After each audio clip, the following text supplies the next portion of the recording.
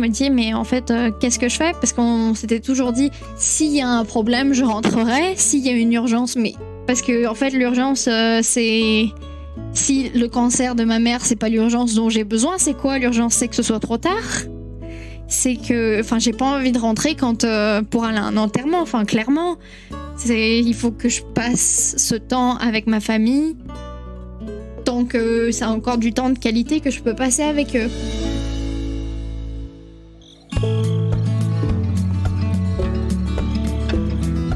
Vous aussi, vous avez été bercé au conte de fées quand vous étiez petit? Ils vécurent heureux et eurent beaucoup d'enfants. Ça vous parle? Mais finalement, après cette phrase de fin, il se passe quoi concrètement? L'histoire d'aujourd'hui, c'est l'histoire d'après justement. Et c'est celle de Pauline. Pauline est une jeune Française de la région de Lyon, en France, qui a toujours rêvé d'aller vivre sa vie ailleurs. Une fois la majorité passée, la voilà qui annonce très fièrement à sa famille qu'elle s'en va. Elle commence par la Thaïlande sans trop savoir pour combien de temps. Au menu, voyage solo, communion avec soi-même, découverte et même quelques attrapes touristes. Et au bout de quelques semaines, Pauline ne le sait pas encore, mais tel l'alchimiste de Paulo Coelho, la voilà qui rencontre son grand amour. On aurait pu s'arrêter là dans l'épisode et ne vous raconter qu'une belle histoire romantique qui fait du bien. Après tout, c'est important aussi, non? Mais Pauline, aujourd'hui, a choisi de nous livrer son témoignage pour nous raconter la suite. La vie à l'étranger, en Nouvelle-Zélande, la dichotomie entre la personne que l'on est à l'étranger et que l'on laisse transparaître auprès de notre entourage, et la personne que l'on était avant de partir. Et enfin, la pandémie, qui complique sérieusement la donne lorsque l'on apprend que sa maman est malade. Mais malgré tout, Pauline le dit, cet épisode est une déclaration d'amour à sa vie. Je suis Anne-Fleur Andrely. Vous écoutez French Expat, un podcast de French Morning.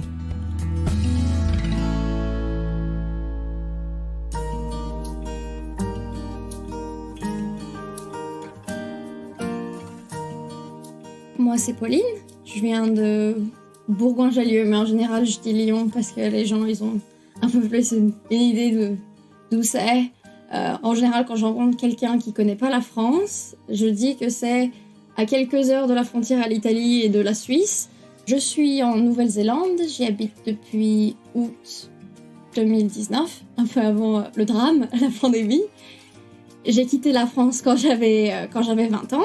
Je suis partie en voyage d'abord et donc du coup je me retrouve 3 ans plus tard. J'ai fêté mon anniversaire départ au mois de mars, fin mars. Je suis ici avec mon compagnon qui est néo-zélandais. Quand j'ai commencé à échanger avec Pauline en préparation de l'enregistrement de cet épisode, elle m'a rapidement fait part de l'urgence absolue qu'elle avait ressentie lors de son départ en 2019. Bon, en toute franchise, son intuition l'a plutôt bien servi car quelques mois plus tard, ce voyage aurait clairement été impossible.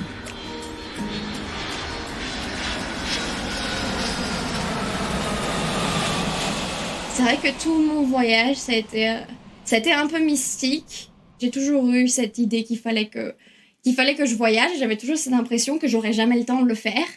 Et donc du coup, j'ai arrêté de décider mes études. Moi qui me voyais faire un master, j'étais bonne à l'école, donc c'était un peu le chemin évident. Et à un moment donné, j'avais cette urgence. Donc j'ai fait un BTS en commerce international et la première année, à la fin de l'année, on avait un stage à l'étranger de faire de 2 ou 3 mois. Et j'étais partie à Budapest et je pense que c'est ça qui a vraiment... c'était la première fois que je partais toute seule. Et ça a été vraiment un déclic de mais qu'est-ce que je fais en fait? Je déteste ce que je fais. Ma vie c'est pas ça. Il faut que ma vie elle soit différente et il faut que je parte. Donc du coup, je me suis forcée très fort à finir ma 2e année comme ça. J'avais mon diplôme. Je l'ai fait un peu à contre-cœur, mais au moins c'est fait. C'est derrière moi maintenant.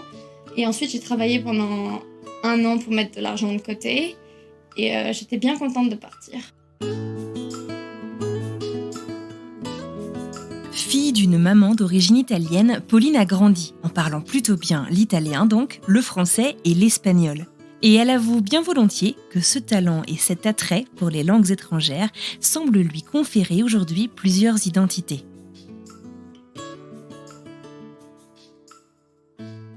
D'ailleurs, je me suis rendu compte que quand je parle français, je deviens rapidement négative.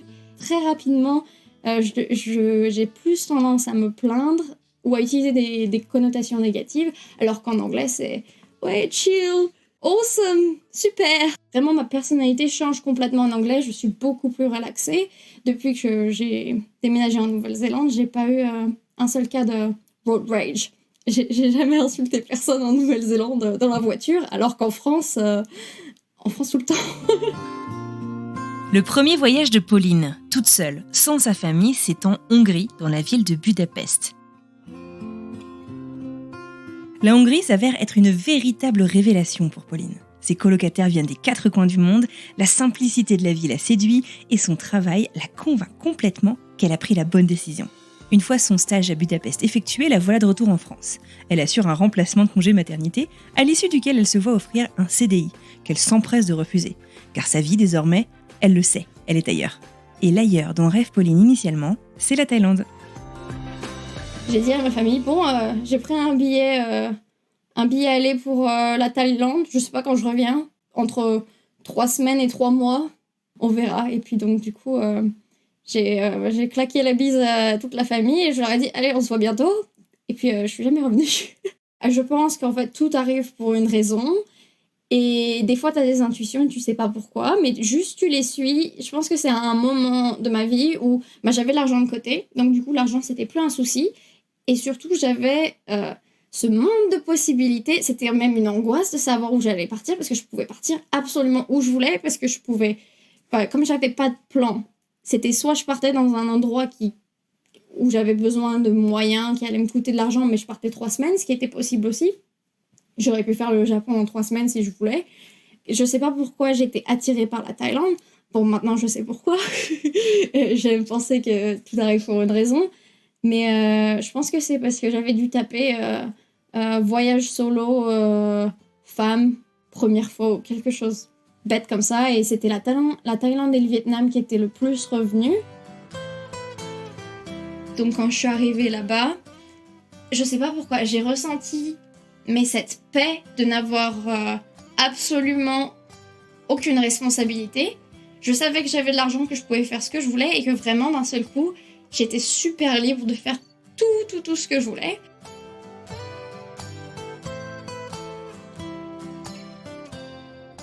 Après plusieurs semaines de voyage en Thaïlande, de voyage zen, au cours duquel Pauline suit tous les signes qui sont sur son chemin, voilà Pauline sur une plage, tranquillement installée dans son hamac, avec un roman à la main. Un roman dans lequel le héros suit des signes justement en tout genre et finit par rencontrer la femme de sa vie. Et à ce moment précis, un jeune homme vient la voir. Le jeune homme qu'elle attendait. Pendant 10 jours, c'est mon pote. Et c'est même pas, j'y pense, même pas, il n'y avait pas particulièrement d'attraction, mais on s'entend bien. Et juste le dernier jour, là, peut-être 2 jours avant qu'on parte, on se rend compte qu'en fait, il y a de l'assurance. Et puis, lui, il devait rentrer en Nouvelle-Zélande, et moi, j'avais un billet pour le Cambodge, parce que quand tu arrives dans le pays, il faut que tu aies un billet retour ou il faut que tu sortes du pays. Donc, j'avais déjà un billet pour le Cambodge. Et je le regarde un peu pour déconner. Je lui dis, et le Cambodge, tu penses quoi ? Ah ouais, pourquoi pas ? Donc, il a annulé ses billets et il est venu avec moi au Cambodge. Et c'est très rapidement là, donc je dirais au bout de 15 jours, qu'on a eu ces conversations de « on s'entend bien, mais... » Et si ça marche ? Alors, à l'époque, on pensait pas que ça marcherait, hein, mais et si, au final, en fait, on s'aime bien, qu'est-ce qui se passe ? On était tombé très rapidement sur le consensus de si on s'entend bien, moi, je peux toujours venir en Nouvelle-Zélande pendant 1 an en visa vacances-travail, parce que ça, c'était une possibilité. 1 mois de relation plus tard, de relation plus ou moins officielle, je fais ma demande de visa pour la Nouvelle-Zélande. Son permis vacances-travail est finalement accepté en 1 semaine, un record. Et c'est finalement après avoir visité ensemble le Vietnam que Pauline et son amoureux se séparent quelques semaines, histoire de tout de même voyager un peu toute seule comme elle en rêvait.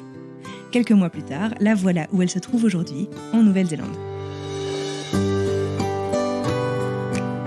Et quand je suis arrivée, lui, il vivait dans l'île du Nord avec sa maman. Il vivait avec elle parce qu'elle avait une sorte de mini-ferme, donc c'était plus facile pour elle d'avoir quelqu'un qui l'aidait. Et il avait du coup son entreprise. Et donc du coup, je suis arrivée et j'ai emménagé chez eux. Le plan, c'était, écoute, ça fait pas longtemps qu'on est ensemble et puis moi j'ai besoin de mon espace, donc pour le moment, le temps que je trouve un boulot, je vis chez toi et ta maman, mais après c'est soit on emménage ensemble quelque part d'autre pour le reste de l'année, soit moi j'emménage de mon côté dans une coloc ou quelque chose, mais j'ai besoin de mon espace. Il me faut à peu près, je dirais 2 mois pour trouver un boulot parce que je suis un petit peu compliquée et je suis un peu trop petite pour travailler dans les champs de kiwi. Donc, c'était pas si facile. Mais bon, à un moment, je trouve un boulot en plus qui me plaît. Ça se passe bien. Ma maman vient même nous voir pendant 2 semaines. Et au moment où je lui dis, bon, bah là, c'est bon, ça fait quelques mois qu'on vit chez ta maman, j'ai un boulot. On regarde pour trouver un appart. Et puis là, bon, du coup, Covid. Et alors que tout allait bien, que Pauline et son petit ami Matt préparaient une expatriation pour lui et un retour pour elle en France, la demande de visa était envoyée, bref, tout était prêt. Voilà la pandémie mondiale du coronavirus, qu'on connaît trop bien, qui débute. Donc le 25 mars, ma date d'anniversaire de quand je suis partie 1 an plus tôt, le 25 mars, on rentre en lockdown, donc confinement. Et le 1er avril, l'ambassade de France envoie un mail à Matt pour lui dire que son visa est annulé. Et donc là, on se dit, ah bah merde, qu'est-ce qu'on fait ? Et puis lui, avant de me rencontrer, il avait pour projet d'acheter une maison. Et c'est là qu'il me dit, bah écoute, on reste ici quelques années de plus et on achète une maison. Comme ça, on a une maison qu'on peut louer quand on va en France. Et après, on avise et on verra ce qu'on fait. Et c'est là que la recherche de la maison commence et ça a été un grand moment chaotique. C'était beaucoup moins zen que les vacances. Donc du coup, entre le moment où on prend la décision d'acheter une maison et le moment où on commence à chercher, il y a 6 mois qui se passent parce que donc du coup, on habitait sur l'île du Nord. Mais lui, sa famille, elle venait de l'île du Sud. Donc du coup, on a déménagé entre-temps à Christchurch parce que les maisons étaient beaucoup plus affordable. Elles étaient à des meilleurs prix. Et aussi, bon, du coup, Christchurch, c'est en 2011, je crois, où il y avait eu un tremblement de terre, un gros tremblement de terre. Donc, du coup, il y a beaucoup de maisons ici qui ont besoin d'être rénovées. Et lui, il est peintre dans le bâtiment. Donc, du coup, c'est son boulot, quoi. Donc, si on peut trouver une maison à retaper, ce sera encore mieux. Pauline et Matt se retrouvent donc à Christchurch, avec pour objectif d'investir dans une maison. En attendant, ils s'installent chez le père du petit ami de Pauline, Matt, pour un séjour qu'ils imaginent très temporaire. Finalement, 18 mois plus tard, ils y sont encore. Les prix n'ont absolument pas baissé, bien au contraire. La pandémie fait que les propriétaires mettent très peu en vente leurs biens, mais que les primo-accédants sont désespérément à la recherche d'une maison pour y mettre leur famille à l'abri. C'est d'ailleurs un constat qui s'est vérifié un peu partout dans le monde depuis l'été 2020. La Nouvelle-Zélande a été le pays qui s'en sortait le mieux avec Covid. Donc tous les Néo-Zélandais, ils voulaient juste rentrer à la maison. Et donc il y a eu plus d'1 million de Néo-Zélandais qui sont rentrés ou qui ont essayé de rentrer entre les deux parce que c'était très dur de rentrer. Les frontières étaient fermées. Et il faut savoir que du coup, la Nouvelle-Zélande, c'est environ 5 millions d'habitants. On est loin des 65 millions de France. Donc, quand tu as 1 million de gens qui veulent rentrer, tout d'un coup, il y a plus assez de maisons, plus assez d'appartements. Le système anglo-saxon immobilier est un petit peu différent de la France. Un bien est mis en vente, les listings sont publics, donc tout le monde est au courant. Un open house, littéralement un événement porte ouverte, est organisé pendant quelques heures, le week-end généralement, et énormément de visites ont lieu. Puis, il y a un jour et une heure à laquelle on doit faire une offre. Au-delà, c'est même pas la peine. Et là commence le jeu de savoir à combien au-dessus du prix demandé il faut monter pour être choisi par les vendeurs, qui auront forcément une multitude d'offres parmi lesquelles choisir. Un système qui mouline les émotions des vendeurs, qui est assez stressant, faut l'avouer. La combinaison de ces événements et de cette situation contribuera à la dépression de Pauline. Quand je suis arrivée à Christchurch, dans l'île du Sud, j'étais un peu entre 2 visas, parce que moi, du coup, mon visa vacances-travail s'était arrêté, et il a fallu que je fasse une demande d'un visa temporaire. Donc, c'est un visa d'1 an en tant que partenaire d'un citoyen néo-zélandais. Qui dit crise économique, il y a plus de boulot, ou il y a très peu de boulot. Donc les gens se battent un peu pour avoir du travail. Et puis moi, avec mon visa de 1 an et mon anglais, donc je parle très bien anglais, c'est pas le souci, mais je suis toujours moins bien que quelqu'un qui est natif. Je suis un peu en bas de la pile, on va dire. Entre le temps où j'avais ce visa temporaire et le moment où j'ai fait ma demande de résidence, j'ai eu que des petits boulots où je m'occupais, par exemple, after school program. Mais ça, c'était trop bien. J'adorais. J'étais payée pour faire de la peinture et jouer au foot. C'était l'éclate, vraiment. Mais c'était pas ce qu'ils appellent des casual contracts. C'est juste, ils m'appellent à la dernière minute pour me dire t'es dispo pour 1h30? Donc, je le faisais parce que déjà, il fallait que je prouve à la famille de mon compagnon que j'étais pas une feignasse, que oui, j'allais me lever, que j'allais aller travailler et que si j'arrivais pas à trouver du boulot, c'était pas parce que j'avais pas envie, c'est parce que vraiment la situation, elle était compliquée.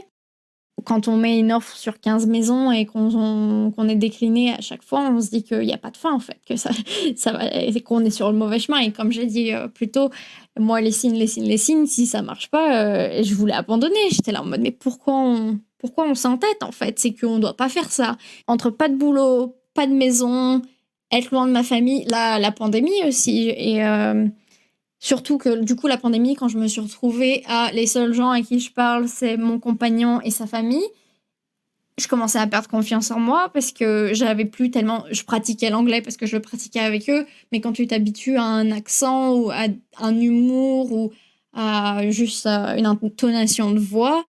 J'étais réceptionniste 6 mois plus tôt, mais prendre le téléphone, à un moment donné, j'étais crispée et je pouvais plus. Il fait, tu commandes des pizzas? Non, tu commandes les pizzas parce que moi, je sais pas, je comprends pas. Les gens, ils me comprennent pas et ça me frustre. Et j'étais devenue super introvertie et complètement angoissée, alors que j'étais l'absolu inverse 1 an plus tôt. Et je suis vraiment, en fait, c'était les montagnes russes. J'étais dans l'extase et la liberté totale, où je me suis retrouvée coincée. Je pouvais prendre aucune décision, je pouvais pas changer ma destinée. J'avais l'impression que peu importe ce que j'essayais, j'étais coincée. En plus, pendant 1 an et demi, c'est non, on va pas dépenser l'argent parce que l'argent, il va aller dans la maison. Donc, c'est vraiment, on est enfermés. Et à un moment donné, j'étais là en mode, tu sais quoi, je m'en fous. Peu importe, passer mon temps juste à flâner, à aller faire des balades. Et à un moment donné, ça s'est débloqué, j'ai eu un boulot. Ça allait beaucoup mieux. J'étais beaucoup plus en phase avec la société. Et donc, du coup, je pense que ça, déjà, ne plus avoir cette angoisse. Et j'avais toujours l'impression que j'étais un peu FOMO, dans le sens où je pense pas que ma vie serait mieux en France, mais au moins en France, je parle 4 langues, j'ai un diplôme et je suis super, quoi. Embauchez-moi. Mais ici, j'avais juste l'impression qu'on voyait pas mes qualités, en quelque sorte. Et à cette crise identitaire et à cette profonde remise en question s'ajoute la fermeture hermétique des frontières de son pays. Vraiment, si je quittais le pays, je ne rentrais pas. Et donc, du coup, ça voulait dire mettre un terme à ma relation avec mon compagnon, ce qui était définitivement pas une option. Et donc, du coup, à un moment donné, le boulot, du coup, ça me rebooste un peu. Mais il y a toujours ce truc de pas se sentir chez moi et de pas pouvoir rentrer en France non plus. Et à un moment donné, je craque et j'en parle à mon médecin traitant. Et je lui dis juste, je sais pas pourquoi je pleure tout le temps. Et c'était dur sur mon compagnon aussi parce que il rentrait du boulot et je pleurais. Et pourquoi tu pleures? Je sais pas, je pleure. Et c'était vraiment dur pour lui, probablement plus pour lui que pour moi parce qu'il savait plus quoi me dire. Et il me disait, mais... Si tu veux rentrer en France, rentre. Et je disais, mais non, mais moi je peux pas rentrer en France, je sais pas ce que je veux faire, mais je veux juste autre chose. Et oui, sois patiente. À partir du moment où en fait j'ai décidé de me reprendre en main et d'aller faire du coup de la thérapie qui m'a été conseillée par mon médecin traitant, en fait j'y allais juste pour me plaindre et ça me faisait du bien parce que j'avais besoin d'un avis extérieur. Je peux pas vraiment me plaindre à ma famille parce que eux, ils sont loin, ils comprennent pas vraiment ce qui se passe et je veux pas les inquiéter. Mais du coup, quand ils me voient, ils voient bien que je suis triste et que ça va pas. Et donc, du coup, je veux pas aussi qu'ils pensent que mon compagnon me rend triste parce que c'est pas le cas du tout. Et je veux pas qu'ils pensent que je me sens coincée ici ou Voilà, je veux pas que les autres aient voilà, ils pouvaient pas comprendre et je voulais pas qu'ils aient une idée différente de ce qui se passait réellement. Et j'ai suivi, on va dire, je dirais 4 ou 5 séances. Ce dont j'avais besoin, c'était d'avoir un peu de compassion. Il y avait beaucoup de choses qui se passaient et j'avais juste besoin de l'évacuer et que c'était dur de l'évacuer avec mon compagnon parce que lui, c'était la même chose. Vraiment, il le gérait juste mieux que moi. Et avec ma famille, c'était pas possible parce que eux, ils avaient leurs propres problèmes de leur côté, vraiment.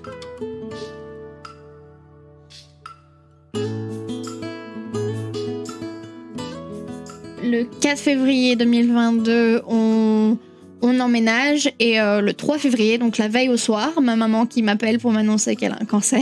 Et là, du coup, je remets en question tout et je me dis peut-être qu'en fait, on n'aurait pas dû forcer la maison, peut-être qu'en fait, ça devait vraiment jamais arriver. Et peut-être que c'était un signe, mais du coup, on a la maison de nos rêves.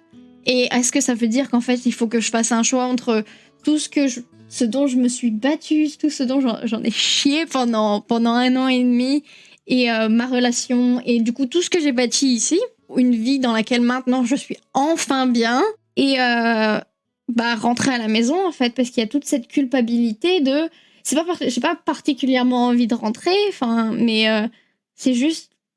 Je disais toujours, on avait eu cette conversation avec Matt avant qu'on emménage en Nouvelle-Zélande. C'était une conversation qu'on avait pendant nos voyages. C'était un peu comme, il faut vraiment que je commence à voyager. Là, c'était l'inverse. C'était, non mais imagine un jour, on peut plus voyager et on vit d'un côté ou de l'autre du monde. Comment on fait en fait? Je l'avais fait promettre que si ça marchait entre nous, jamais je me sentirais comme si je pouvais pas rentrer chez moi. Jamais je me sentirais coincée. Et donc, du coup, on avait plus ou moins pris que le côté financier. Et du coup, il m'avait promis qu'on manquera jamais d'argent et que si je veux partir, et tant pis, on claquera toutes nos économies parce que s'il faut que je rentre voir ma famille, je rentre voir ma famille. Et donc, c'était une conversation qu'on avait eue en long, en large, en travers. Et je me retrouve 1 an plus tard à être dans cette exacte situation qu'on avait prévue sans prévoir, en mode, non, en fait, je peux pas quitter le pays, sinon je peux plus jamais revenir. Tout ça, c'est en février 2022, 1 mois tout pile avant la réouverture des frontières de Nouvelle-Zélande.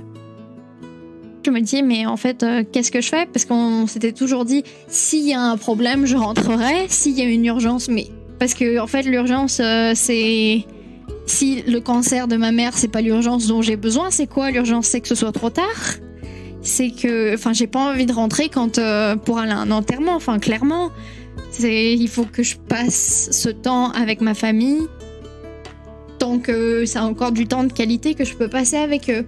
Et ta maman, elle est, c'est un cancer avancé, pas avancé? Pareil, du coup, en étant loin, je sais, mais je sais pas. C'est pas avancé, ça va mieux. Ça va mieux. La chimiothérapie se passe bien, apparemment. Mais entre ce qu'elle me dit, ce qui est la vérité, ce qu'elle veut bien me dire parce que je suis là pour pas que je m'inquiète. Voilà, donc j'ai aucune idée vraiment de ce qui se passe. Quand on en parle, des fois je l'appelle et elle est de bonne humeur et tout va bien. Donc je me dis que ça doit pas être si mal. Et ils sont plutôt positifs, les médecins. Elle est plutôt positive. J'essaye de pas m'en inquiéter. Juillet, août, on envisage d'aller en France pour des vacances maintenant que les frontières sont en train de réouvrir doucement. Le problème, c'est qu'on vient d'acheter une maison et toutes nos économies, elles sont dans la maison. Et surtout, on a tous les deux commencé un nouveau boulot il y a moins de 6 mois. Mon contrat a changé, donc on n'a pas de congé payé. Donc là, la question maintenant, c'est comment on va payer notre loyer si on s'en va pendant... il faut y aller au moins 3 semaines parce que c'est minimum 35 heures de voyage. Aller, 35 heures de voyage retour. C'est sans compter si on doit s'arrêter pendant une demi-journée à Dubaï ou... Voilà, peu importe. Donc, on a tous les deux vu avec nos employeurs, c'est bon, on peut partir. Mais par contre, on peut s'absenter pendant 3 semaines. Mais ça veut pas dire qu'on va être payé pendant ces 3 semaines. Plus le prix des avions qui augmente toutes les semaines. Donc ça, c'est une nouvelle angoisse. C'est ok, donc je prends la décision de rester ici. Tout va bien aller et je prie juste pour que ma maman ça aille. Et qu'il n'y ait pas d'urgence, plus urgente que celle-ci. Ce serait quoi une urgence plus urgente que celle-ci? Mais je sais pas, en fait. C'est ça, c'est pourquoi j'y suis pas. C'est quoi l'urgence plus urgente? Donc là, maintenant, on essaye d'organiser quelque chose pour cet hiver. Donc ce sera cet été en France, mais ce sera l'hiver ici. J'ai le sentiment que ça va aller. Parce que comme j'ai dit, je pense que tout arrive pour une raison. Et je sais que ça ira. Et je sais pas si je m'en persuade, mais ça ira, j'en suis sûre. Et elle en est sûre aussi, donc c'est ce qui compte. Ouais, c'est ça. C'est quoi l'urgence plus urgente? Est-ce que vous en avez discuté, tu vois, ok, maman, est-ce qu'il faut que je rentre? Est-ce qu'il faut que je reste? Est-ce qu'il faut est-ce qu'il vaut mieux que je sois auprès de toi? Est-ce qu'il vaut mieux que, enfin, tu vois, ça doit être un questionnement un peu permanent, en fait, ça. Ah oui, non, c'est clair. Et je me pose plus tellement la question maintenant parce que j'ai un peu une porte de sortie maintenant que les frontières sont ouvertes et que c'est beaucoup plus facile d'entrer et sortir. Je sais que je peux toujours y aller aussi toute seule. J'ai pas besoin que Matt vienne avec moi, mais enfin, ça fait 3 ans qu'on est ensemble. Il a toujours pas rencontré mon père. Il est jamais allé en Europe et il y a toujours aussi donc il me connaît et il m'aime tel que je suis. Il me connaît mieux que personne. Mais en fait, il y a toute une partie de moi qu'il connaît pas, dont il a entendu parler. Mais du coup, comme je disais, le voyage, ça m'a énormément changé, mais à un point que je pense que beaucoup de gens vont me reconnaître une fois que je rentrerai. Et du coup, je suis très en paix avec la personne que je suis aujourd'hui. Mais la personne que j'étais avant de partir, il en a entendu parler, mais il l'a jamais vue. Et c'est une partie de moi qui existe encore probablement et que je veux partager avec lui. Donc, j'aimerais bien qu'il vienne avec moi et qu'il voit à quoi ma maison d'enfance elle ressemble et qu'est-ce que je mangeais quand j'étais petite et qu'il rencontre mes grands-parents. Donc, si après 3 ans passés en Nouvelle-Zélande, il peut pas venir en France et enfin rencontrer ma famille et voir ma vie, enfin si j'y vais maintenant, je suis pas sûre que la prochaine fois que j'y vais, c'est pas dans 3 ans encore. T'as acheté une maison, tu plantes tes racines, tu installes tes fondations, je sais pas quelle analogie utiliser, en Nouvelle-Zélande, en te gardant, je sais pas si c'est une porte de sortie temporaire ou permanente, mais en tout cas la possibilité, voilà, de pouvoir rentrer si besoin, avec un besoin que tu évalues régulièrement. Comment est-ce que tu envisages du coup l'avenir proche? Je comprends du coup que ce sera sûrement en Nouvelle-Zélande, mais comment est-ce que tu envisages l'avenir à plus long terme? Alors la conversation avec Matt a toujours été, et je check assez souvent qu'il est toujours sur la même longueur d'onde. Je veux être sûre qu'il est conscient que on ne sait pas où est notre vie, mais elle peut aussi être en Europe. Et ça, à chaque fois, je lui pose la question. Il est toujours oui, non, mais il n'y a pas de souci. Quand ce sera temps de partir en Europe, on partira en Europe. On vendra la maison ou on va la louer. Mais ça se fera, t'inquiète.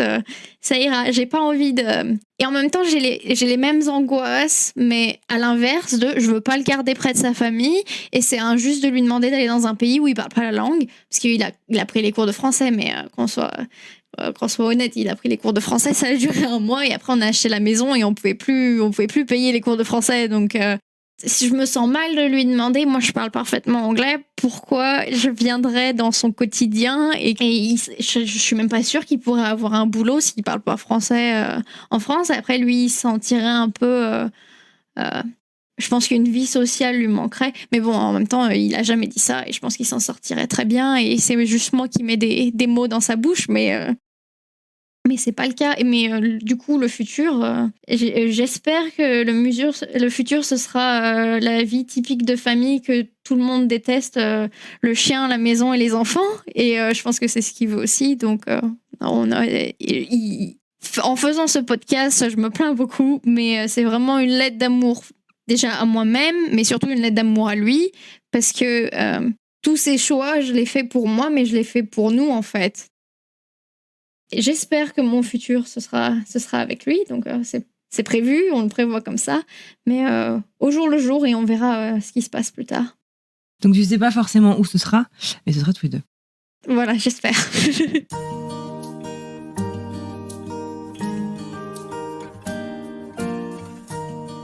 Quand ma maman, elle est venue en Nouvelle-Zélande, je ne sais pas pleurer, quand ma maman est venue en Nouvelle-Zélande pendant 15 jours, j'ai pas eu le droit à des congés de la part de mon employeur. Donc j'ai eu un ou 2 jours de congés en plus des week-ends où j'ai pu partir un petit peu avec ma maman. Et quand elle est partie, le dernier jour où elle est partie, j'ai pas eu le droit de l'emmener à l'aéroport, donc mon compagnon l'a emmenée à l'aéroport et moi j'ai dit à ma mère non mais t'inquiète, on se voit dans 3 mois, c'est bon, ne me fais pas une scène là, on se dit au revoir mais on se voit dans 3 mois, ça va passer vite, t'inquiète. Et on se retrouve 2 ans et demi plus tard et je regrette. Désolée.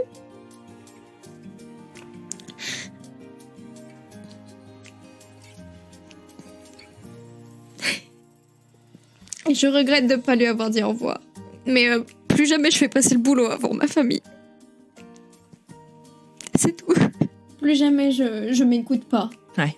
En fait, c'est ça. C'est que En fait, tu t'es écouté tout du long tout ce que ça va jusque-là. pas. C'est C'est ça. ça qui est fou. C'est Ouais. ça.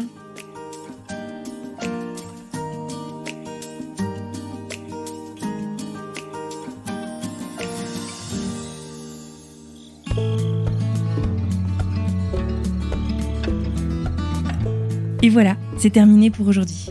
Je remercie infiniment Pauline Lassia pour son témoignage et pour la générosité de son partage. Je vous remercie également, vous, de nous avoir écoutés jusqu'au bout. Votre fidélité chaque semaine nous fait énormément plaisir. Si cet épisode vous a plu, si vous écoutez le podcast pour la première fois aujourd'hui ou chaque semaine assidûment, n'hésitez pas à vous rendre sur Apple Podcast ou Spotify pour nous donner 5 étoiles.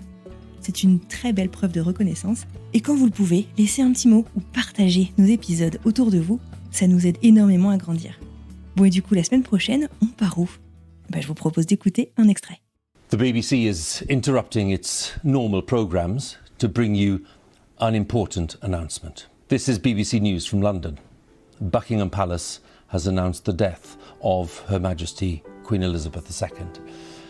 In a statement, the palace said the Queen died peacefully at Balmoral this afternoon. The King and the Queen Consort will remain at Balmoral this evening and will return to London tomorrow. Voilà, c'est tout pour aujourd'hui. Je vous dis à mardi prochain pour une nouvelle histoire. À très vite.